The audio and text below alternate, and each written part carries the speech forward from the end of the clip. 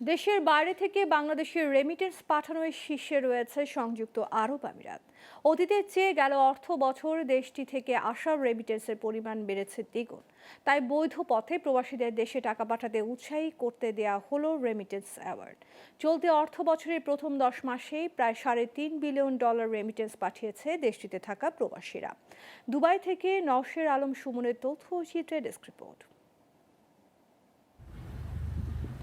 দেশের বাইরে থেকে প্রবাসীদের রেমিটেন্স পাঠানোয় প্রথম স্থানে রয়েছে সংযুক্ত আরব আমিরাত। এর আগে যুক্তরাষ্ট্র ও সৌদি আরব এগিয়ে থাকলেও কয়েক বছর ধরে বেশি রেমিটেন্স পাঠানোয় শীর্ষে উঠে আসে সংযুক্ত আরব আমিরাত।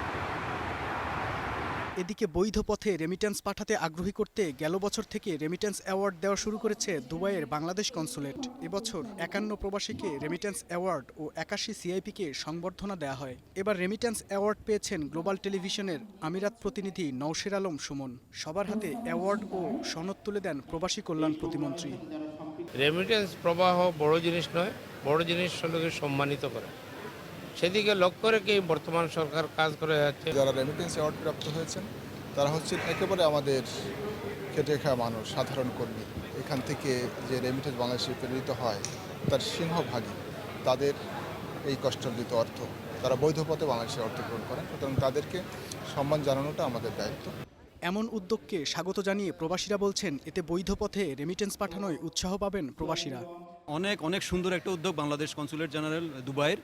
তো আশা করছি এটা কন্টিনিউ থাকবে এবং সবাইকে আরো উদ্বুদ্ধ করবে। আমাদেরকে ওনারা যেভাবে অনুপ্রেরণা করছেন যে রেমিটেন্স পাঠানোর জন্য, এভাবে যদি ওনারা সবসময়ই পদক্ষেপ নেন তাহলে আমার মনে হয় বৈধ পথে সবাই রেমিটেন্স পাঠাবে। কমিউনিটি নেতারা বলছেন, বৈধ পথে রেমিটেন্স পাঠাতে অনুপ্রাণিত করতে অ্যাওয়ার্ড দেয়ায় সাধারণ কর্মীদের মাঝে উৎসাহ বেড়েছে।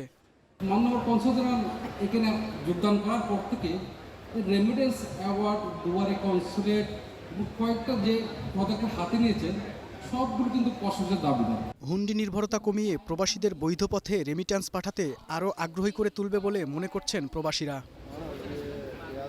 Global television news desk.